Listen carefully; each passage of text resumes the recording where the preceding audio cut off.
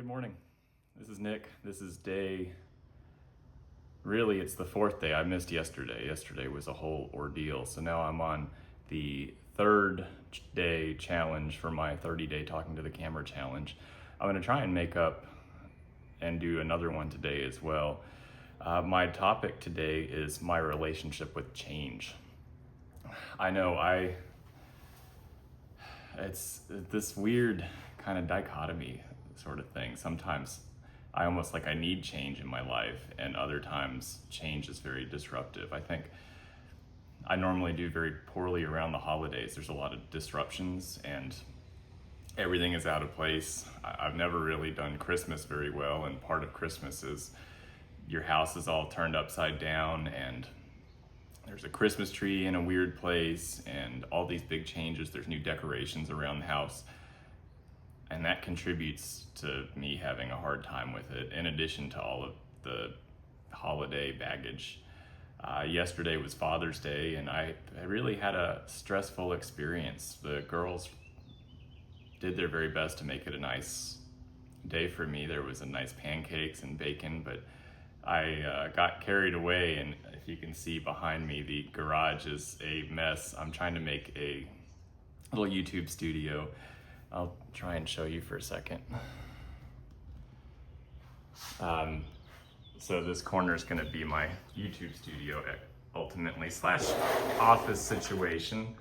So I've stained that big thing and I've painted the wall, and eventually I'm gonna move over to this stuff.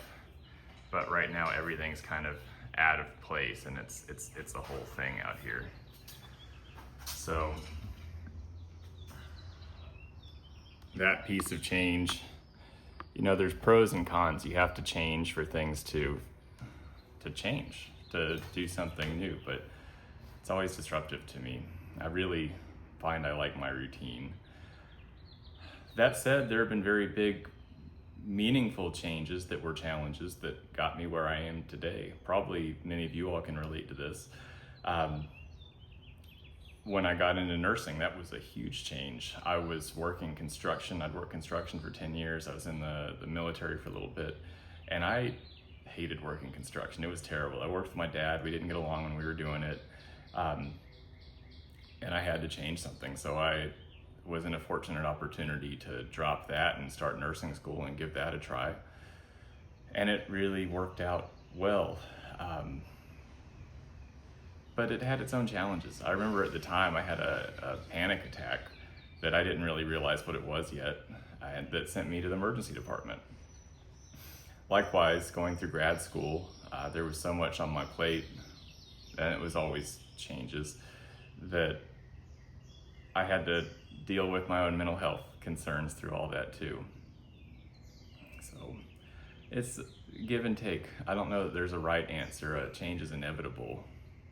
I find I dislike seeing the change around my city. I've been here all my life, and it's often distressing to see things that I took to be institutions be so changed now. And the neighborhood I grew up in is irrecognizable. There are these huge houses that they're just massive. They don't relate at all to what I grew up with. All the houses I grew up with have been knocked down, and basically a mansion has been put in its place. That whole neighborhood, the shopping center is very different. Just driving around feels very different. So that's the dichotomy piece. There's that's unpleasant, but then you also wouldn't want to go somewhere that never changed, because it would be stagnant. You wouldn't have any job opportunities or any of that sort of thing. So to me, it's a necessary evil, I guess.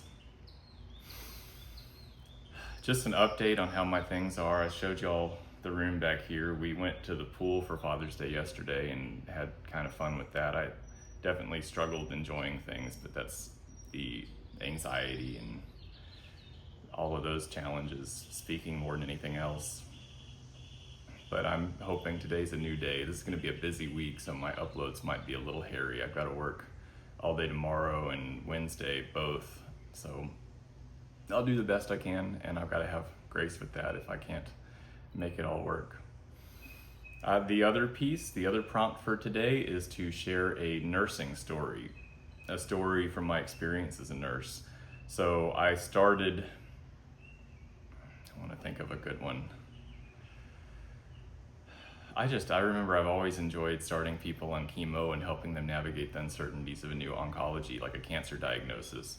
And I can think of a few times I've done a Rituxan titration. Rituxan's one that goes in and we have to start it slowly and ramp it up. And we want to get to a peak dose because we kind of determine that dose or that rate is how we can give that drug in the future. Plus there's a time limit to get all the drug in. But as often as not, people have very strong reactions to it. They'll go into rigors and sweats and just all kinds of mess.